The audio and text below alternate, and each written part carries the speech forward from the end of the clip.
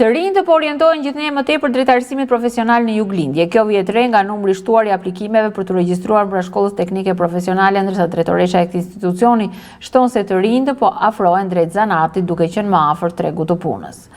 Të gjithë ata të rinj që zgjedhin arsimin profesional dhe shkollën profesionale teknike kanë disa përfitime. Për gjitha ata fëmijë që vijnë nga kategoritë në nevojë, librat përfitojnë falas, pagesa e transportit për gjithë ata që vinë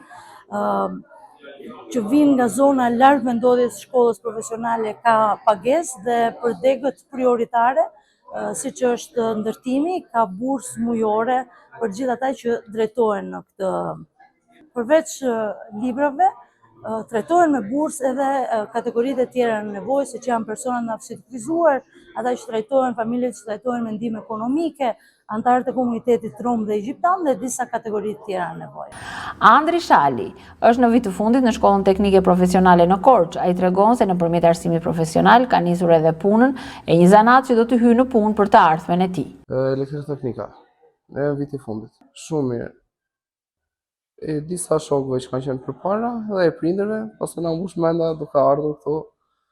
Pam të tëra gjëra që bëjnë profesorët edhe po punojnë. Punojnë në Tiranë dhe punojnë me ashensorat.